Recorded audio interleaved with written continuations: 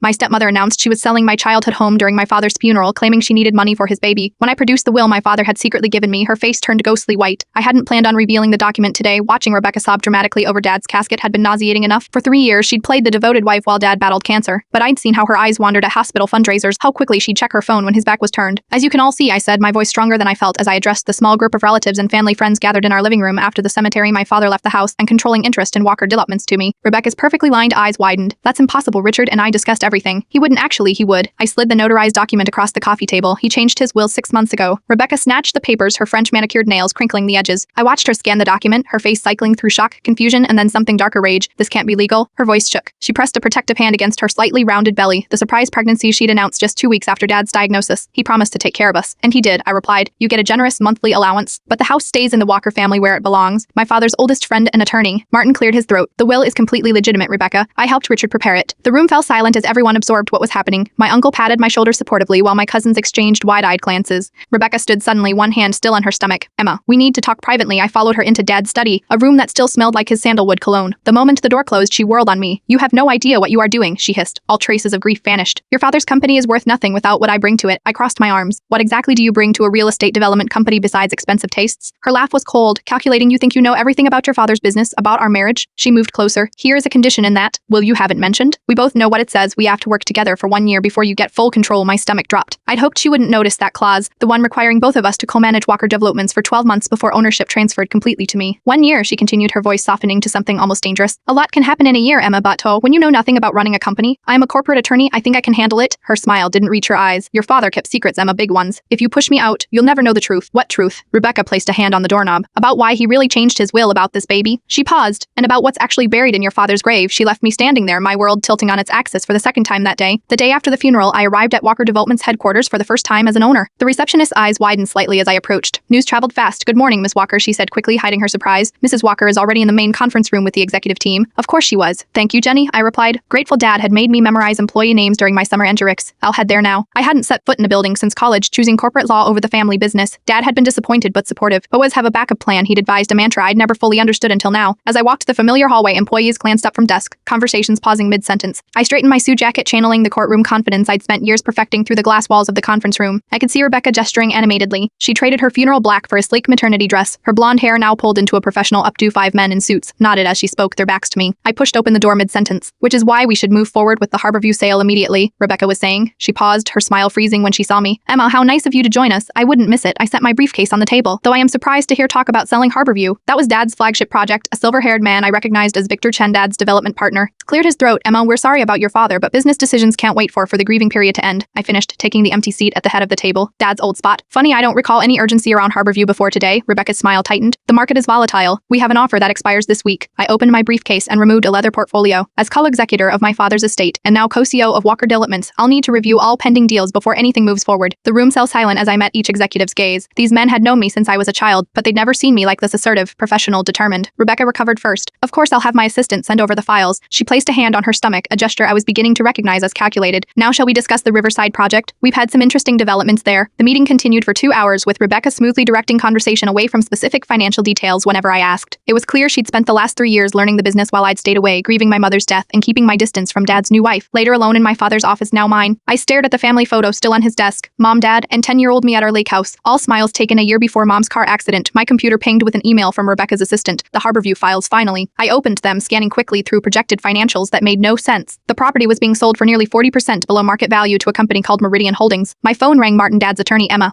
we need to talk, he said, his voice unusually tense. I've been reviewing your father's personal files and something's not right. What do you mean? The financial records don't match what's being reported to shareholders, and I found references to something called Project to Lazarus in his private notes. My skin prickled. What's Project to Lazarus? I don't know. But the last entry was dated 3 days before he died, and it just says, Rebecca knows, must protect Emma. I glanced at the Harborview files again, noticing the buyer's information for the first time. The CEO of Meridian Holdings was listed as Marcus Hayes, Rebecca's ex-husband, Martin, I said slowly. I spent 3 days buried in company files, financial records, in my father's personal notes. The more I uncovered, the less I understood. Walker Developments appeared successful on paper, but our cash reserves were dangerously low. Major projects showed promising projections, but minimal actual returns, and Dad's cryptic notes about Project Lazarus continued without explanation. You look terrible, a voice said from my doorway. I glanced up to find Rebecca watching me, 2 coffee cups in hand. She placed one on my desk and sat down uninvited. What do you want? I asked, not bothering to hide my suspicion. A truce. She sipped her coffee, her perfectly manicured nails clicking against the ceramic. We're stuck with each other for a year, like it or not. I leaned back in my chair, swear. Why would I trust you? You are selling company properties to your ex-husband at a loss. If she was surprised I discovered this, she didn't show it. Marcus is a means to an end, nothing more. What end? Rebecca sighed suddenly, looking tired beneath her polished exterior. Your father's company is in trouble, Emma. Serious trouble. The kind that could land people in prison. My heart raced, but I kept my expression neutral, a skill honed through years of high-stakes negotiations. 3 years ago, before I met your father, Walker Developments took on investors for the Crestview project. The money came in, construction started, but then something went wrong. She paused. Your father never told me exactly what happened, but suddenly there was an $8 million shortfall. That's impossible. Dad wouldn't. He didn't embezzle, if that's what you are thinking, Rebecca cut in. But he did make a desperate choice. He used new investor funds to cover the shortfall, hoping Crestview would eventually turn a profit. I felt sick. What she was describing was essentially a Ponzi scheme, taking new investment to pay old debts. That's why he didn't want you involved in the business, she continued. He was trying to fix it before you ever had to know, and that's where you came in. I couldn't keep the bitterness from my voice. Rebecca's eyes flashed. I fell in love with your father, but yes, I also brought connections. Marcus has the capital to help us restructure without anyone discovering what happened. In exchange for what? Nothing was free in business. I'd learned that much as a lawyer. She hesitated. The Hayes family has wanted the Harborview property for generations. It was originally their land before your grandfather acquired it. The pieces were starting to fit together, but something still felt wrong. And Project Lazarus? What's that? Rebecca's expression changed so subtly I almost missed it. A flicker of genuine surprise before her composed mask returned. I don't know what you were talking about. She was lying. I was certain of it. My phone buzzed with a text from Martin. Unfound something. Asterisk, I need to get back to work, I said, standing. But this conversation isn't over. Rebecca rose gracefully. I hope this helps you understand. I am not the enemy, Emma. We both loved your father. We both want to protect his legacy. As she reached the door, I called after her. Just Victor Chen and Marcus. She paused, and Martin, of course. Your father trusted him completely after she left. I stared at the photo on my desk, seeing my father with new eyes. What else had he hidden from me, and why had he changed his will to force me into partnership with the very woman he'd apparently warned Martin about? 3 hours later, I drove the winding road to our lake house, questions swirling in my mind. The property had stood empty since Mom died. Dad couldn't bear to visit, and I'd respected his wishes to keep it locked up. The sun was setting as I pulled into the gravel driveway. Martin's car wasn't there yet. I used my key to enter, flipping on lights as memories washed over me. Summer barbecues, winter nights by the fire, Mom's laugh echoing through the open kitchen. I moved to Dad's old office where Martin had said he'd hidden some files. The desk drawers were locked, but I knew where Dad kept the spare key taped under the third shelf of the bookcase. The bottom drawer slid open to reveal a thick manila envelope labeled contingency. Implied was a letter addressed to me in my father's handwriting dated 3 months before his death. Diap, my dearest Emma asterisks then. If you are reading this, then things have gone very wrong indeed. I've made terrible mistakes trying to protect what I built. Mistakes that may cost us everything. Asterisks then Rebecca isn't who she claims to be. I discovered too late asterisk. The letter ended there abruptly as if he'd been interrupted. My hands shook as I searched for the next page, but the envelope contained only financial documents in a small key I didn't recognize. Outside headlights swept across the windows as a car pulled into the driveway. I moved to the front door, relieved Martin had finally arrived, but when I opened the door, it wasn't Martin standing there. It was Victor Chen, Dad's business partner, holding a gun. Hello, Emma, he said calmly. I believe you have something that belongs to me. I asked, trying to keep my voice steady, as Victor gestured me back inside with his gun. I am afraid Martin will be joining us. Victor's tone was almost apologetic as he closed the door behind him. Your father's loyal attorney had a rather unfortunate accident on his way here. My stomach dropped. You killed him. Let's call it a necessary business decision. Victor's eyes traveled to the envelope in my hand. I see you found Richard's contingency plan. Hand it over. I clutched the envelope tighter. Why are you doing this? Dad trusted you, and that was his first mistake. Victor stepped closer. Your father was a brilliant visionary, but a terrible businessman. When things went wrong with Crestview, I offered a solution. Taking money from new investors, I said, to pieces falling into place. It wasn't Dad's idea, it was yours. Victor smiled thinly. A temporary solution that became permanent. Your father wanted to come clean once he got sick. Very noble, but very stupid. My mind raced. If Martin was dead or injured, no one knew I was here. Rebecca thought I was working late. I needed time.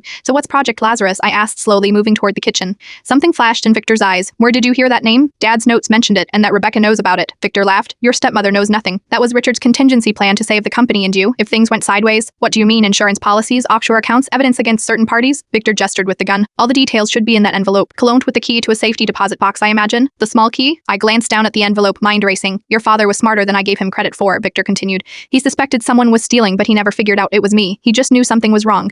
You've been embezzling. The realization hit me like a physical blow for years. Victor didn't bother denying it. And now Meridian Holdings will buy the company's prime assets at bargain prices. The money will disappear offshore and no one will ever know. Rebecca's ex-husband is working with you? Victor's smile was cold. Marcus Hayes takes direction well when properly motivated. I needed to stall longer. And Rebecca? Is she part of this too? Rebecca, Victor said with genuine amusement, is perhaps the only honest player in this game. She actually loved your father, wanted to save his company. Pity she has no idea who she's really working with. My back hit the kitchen counter. I felt behind me for anything I could use as a weapon. I'm afraid I'll need that envelope now, Emma. Victor raised the gun and then we'll need to stage a tragic accident. The grieving daughter, overcome with loss, returning to her childhood home. My fingers closed around a heavy object, the marble rolling pin Mom used for holiday pies. Why was Dad forcing me to work with Rebecca? I asked, trying to keep him talking. Because Richard suspected someone on the inside was sabotaging the company. He thought Rebecca was clean, that together you might figure it out. Victor took another step closer. He just didn't realize how deep the corruption went. And the baby, my voice caught. Is it really his? A flicker of what might have been pity crossed Victor's face. Yes, that much is true. Now the envelope, Emma. I won't ask again. I had one chance. I swung the rolling pin with all my strength as I ducked sideways. The gun fired, the shot deafeningly loud in the confined space. Pain seared across my upper arm, but adrenaline kept me moving. I ran for the back door, still clutching the envelope outside. The lake stretched dark and silent. I sprinted toward the boathouse, my arm throbbing behind me. I heard the crash of the back door. You can't escape, Emma, Victor shouted. Don't make this harder than it needs to be. The small dock swayed beneath my feet as I fumbled with the boathouse lock. Another shut splintered wood inches from my head. In desperation, I dove into the cold water, gasping at the shock. The envelope, Dad's contingency plan. I shoved it inside my jacket as I swam, staying low in the water. Another shot, then silence. I kept swimming, lungs burning, until I reached the neighboring property's dock. Pulling myself up, I collapsed on the wooden plank, shivering. My phone was ruined by the water. The nearest house was half a mile through the woods, and somewhere in the darkness, Victor was hunting me. Blood soaked through my sleeve where the bullet had grazed me. I pressed my hand against it, trying to think Dad had prepared for this. He'd left me clues, resources. I needed to get back to the city, to find the safety deposit box, and to warn Rebecca, who, if Victor was telling the truth, might be the only ally I had left. But first, I had to survive the night. I made it back to my apartment just after dawn, exhausted and in pain. The bullet had only grazed my arm, but I'd lost blood, and spending hours hiding in the woods before hiking to the main road hadn't helped. The kind truck driver had given me a ride into the city, likely taking pity on my bedraggled appearance. My hand shook as I unlocked my door, then froze at the sight of someone sitting in my living room.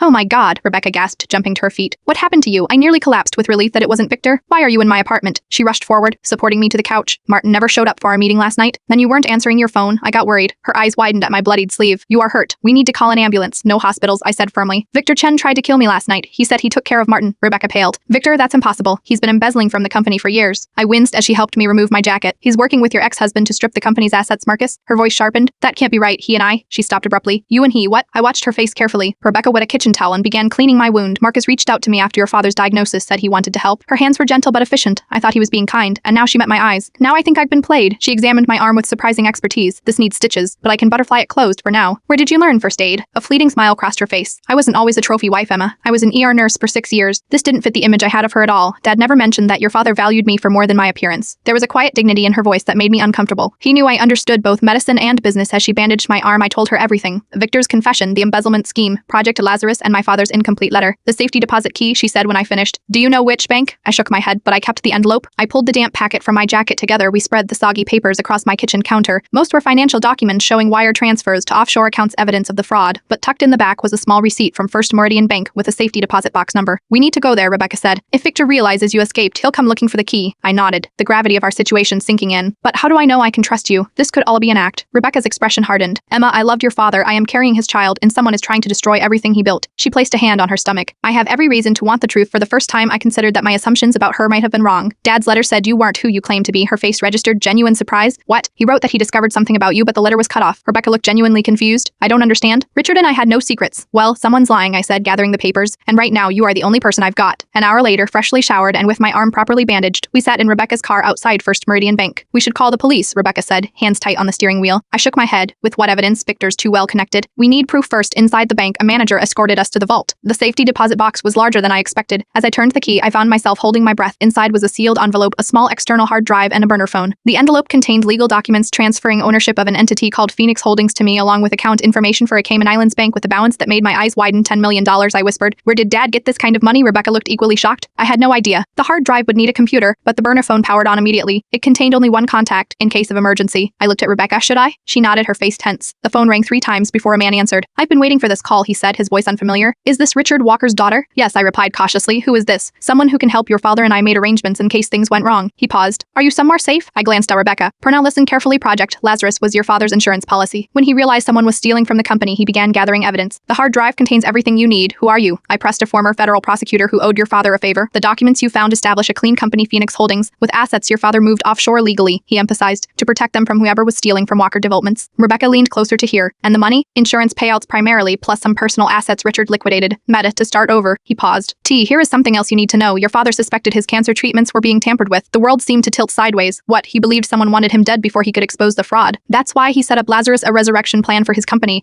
and protection for you." Rebecca made a small choked sound beside me. "What about Rebecca Hayes?" I asked. "My stepmother." There was a pause. "Your father had concerns. The hard drive contains everything he discovered. I suggest you review it immediately." After he hung up, Rebecca and I sat in silence. "We need to see what's on that drive," I finally said. She nodded, her face pale. "My laptop is at home. We can go there. Is it safe?" "Victor thinks we're working together," she said. "He won't expect us to suspect him yet." As we drove to her penthouse apartment, I studied her profile. Was she truly innocent or playing an elaborate game? "What did you do before you were a nurse?" I asked suddenly. She glanced at me surprised. "Why, just trying to figure out who you really are." She was quiet for a moment. "I grew up poor in South Boston, put myself through nursing school, met Marcus when he came into the ER with a broken wrist." Her hands tightened on the wheel. "I thought marrying him was my fairy tale ending. It wasn't. And my father." A small smile touched her lips. "He was kind, genuinely kind." She pulled into the underground garage of her building. "I never expected to fall in love with him." Upstairs, her apartment was tasteful but not extravagant. Not what I'd expected. She went to get her laptop while I examined the framed photos on her bookshelf. Most were of her and Dad looking genuinely happy together. One photo caught my eye. "Rebecca in scrubs, standing outside a hospital." "Boston General," she said, returning with her her laptop? Where I worked before, she stopped abruptly. The front door was opening. Marcus Hayes stepped into the apartment, followed by Victor Chen. Both men froze at the sight of me. Victor recovered first, his smile not reaching his eyes. What a surprise. Marcus looked between Rebecca and me, confusion evident. What's going on? Rebecca, you said you'd handle this. A cold feeling spread through my chest as I turned to Rebecca. Handle what exactly? Her face was expressionless as she placed her laptop on the coffee table. I think it's time we all had an honest conversation. The silence in Rebecca's living room stretched taut as a wire. Victor's hand hovered near his jacket where I assumed his gun was holstered. Marcus looked increasingly confused, and Rebecca stood between us all, her face unreadable. You were working with them, I said, the betrayal hitting me like a physical blow. Rebecca shook her head slightly. It's more complicated than that. You lied to me? My voice rose. After everything that happened last night, I never lied about your father, she interrupted sharply, or about wanting to protect his legacy. Victor stepped forward. Here's the hard drive, Emma. I backed away. Stay away from me. You tried to kill me. That was unfortunate, he said smoothly. A misunderstanding. Marcus looked alarmed. Victor, you said no one would get hurt. She surprised me, Victor replied coldly. And now she has evidence that could destroy us all. Rebecca moved between us. No one is hurting anyone. That's not what Richard would have wanted. I laughed bitterly. And what would my father want? The man whose cancer treatments you may have tampered with. Marcus paled. What is she talking about? Nothing, Victor said quickly. She's desperate, making wild accusations. Rebecca turned to me, her eyes intense. Emma, I loved your father. I would never harm him. You have to believe that. Then explain, I demanded, why you were working with these men. Why you let me believe you were innocent. She took a deep breath. Because I needed to know which side you were on. She glanced at Victor. Your father suspected someone inside the company was stealing. He never knew who it was. Victor, I said. He admitted it last night. I've suspected as much, Rebecca said quietly, but I needed proof. Victor's expression hardened. Rebecca stepped directly in front of me. The hard drive stays with Emma. This has gone too far. Marcus looked between them, confusion giving way to anger. Shemin better explain what's happening. Now your wife played you, I told him, just like she played me, ex-wife? Rebecca corrected, and I wasn't playing anyone. I was trying to save your father's company, she turned to Marcus. I contacted you because I thought you could help legitimately. I never agreed to sell company assets at a loss. Marcus shook his head. Victor said the company was failing, that this was the only way to salvage anything, and you believed him. Rebecca's voice was bitter. Enough, Victor snapped, pulling his gun. The charade is over. I want that hard drive and the safety deposit key. Now Rebecca didn't flinch. Victor, think about what you are doing. This is attempted murder. It's a bit late for moral qualms, he replied coldly. After all, you're the one who helped me access Richard's treatment. The room seemed to freeze. Rebecca's face drained of color. What are you talking about? Oh, please. Victor's smile was cruel. The nurse with the perfect access. Who do you think tampered with his medications? The changes always happened after your visits. That's a lie, Rebecca whispered, but doubt flickered across her face. Is it? Victor challenged. Richard suspected someone close to him. That's why he changed his will to force his daughter to work with you, to watch you. He knew one of you would figure it out eventually. My mind raced. Dad had changed his will after his diagnosis worsened suddenly. If someone had been tampering with his treatments, you are saying someone else accessed his medications, I said slowly. Using Rebecca's hospital credentials, Victor's smile faltered slightly. The hard drive, I continued. It has hospital security footage, doesn't it? That's the proof Dad collected. The slight widening of Victor's eyes told me I was right. Give me the drive, he demanded, raising the gun. In that moment, several things happened at once. Rebecca lunged toward Victor. Marcus shouted a warning. I dove for my bag containing the hard drive. The gun went off. Rebecca crumpled to the floor. Blood spread across her blouse, just above her pregnant belly. Rebecca! I crawled toward her as Marcus rushed to her side. Victor stood frozen, the gun still raised. That wasn't supposed to happen. Marcus cradled Rebecca's head. Call an ambulance, he shouted at me. I fumbled for my phone, dialing 911 with shaking hands. Victor seemed to snap out of his shock. This changes nothing. I need that drive. She's pregnant. You monster, Marcus shouted. A complication, Victor said coldly, but the plan remains. The drive, Emma. Now I looked at Rebecca bleeding on the floor, her eyes locked with mine. She gave an almost imperceptible nod. Slowly, I reached into my bag and removed the hard drive on the table. Victor instructed, then step back. I placed it down and retreated. Victor moved forward to grab it. The door burst open. Drop the weapon. 2 officers rushed in, guns drawn. Victor spun toward them, his gun still raised. Drop it now, one officer shouted. For a terrible moment, I thought Victor would fire. Then his shoulder slumped, and he placed the gun on the floor. As the officers handcuffed him, I knelt beside Rebecca. Ambulance is coming, hold on. Her breathing was shallow, her face pale. The baby will be fine, I promised, though I had no way of knowing. You both will. She gripped my hand with surprising strength. Your father never knew about Victor. Each word seemed to cost her tremendous effort. The letter was about Marcus. I glanced at her ex-husband, who was helping the officers secure Victor. Dad found out you were still married. I guess the pieces finally falling into place. That your divorce was never finalized? She nodded slightly. Legal. Complication? Nothing fraudulent. She winced in pain. Your father knew I loved him. The baby is his, I finished. I believe you. Paramedics rushed in, pushing me aside to work on Rebecca as they loaded her onto a stretcher. One of the officers approached me. Miss Walker, we received an anonymous tip about a murder attempt at this address, the burner phone. The emergency contact Dad's contingency plan had worked after all. Officer, I said, picking up the hard drive. I have evidence of corporate fraud, attempted murder, and possibly worse. And I need to get to the hospital with my stepmother. As the paramedics wheeled Rebecca out, she reached for my hand one last time. Family, she whispered.